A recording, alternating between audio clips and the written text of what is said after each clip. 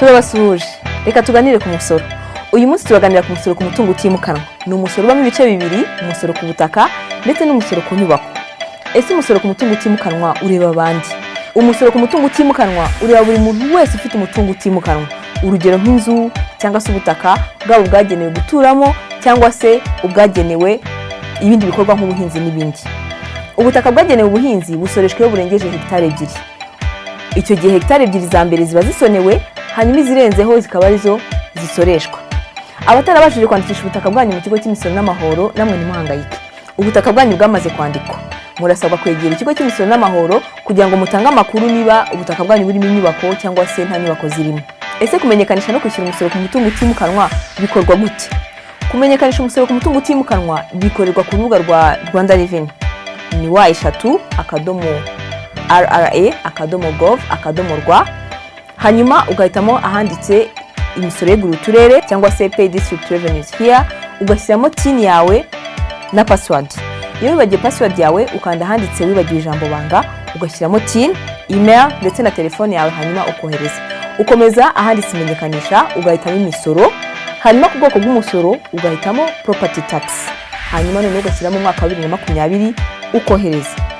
Nimero y'inyandiko ubonye uyikandaho ukabona ifishi yo kuzamo amakuru y'ingenzi ku nyubako iri mu kibanza cyawe. Umaze gushyiramo ayo makuru wemeza ibyo wakoze, hanyuma ugakanda kuri calculate tax, hanyuma ukohereza.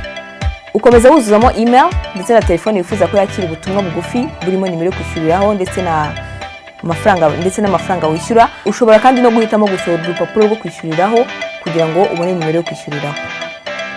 Kwishyura rero bikorwa hakoreshejwe mobile money cyangwa se mobile cash cyangwa se Infinity, wakoresha mobile banking cyangwa se internet banking.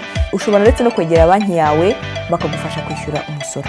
Igihe cyo kumenyekanisha no kwishyura umusoro ku mutungo utimukanwa rero ni ryari?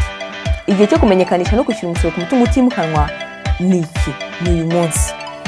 Abenshi bamaze kubikora kuko byaratangiye, ariko nawe byaba byiza utarengeje uyu munsi kugira ngo uzishyure hakiri kare.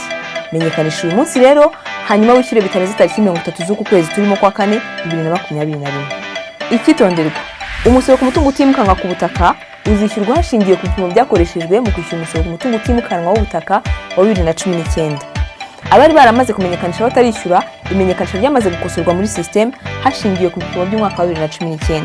Abari baramaze kumenyekanisha no kwishyura muzamenyekanishwa mu gihe kitarambiranye amafaranga yarenzeho kugira ngo muzahereho mwishyura undi musoro ku mutungo utimukanwa.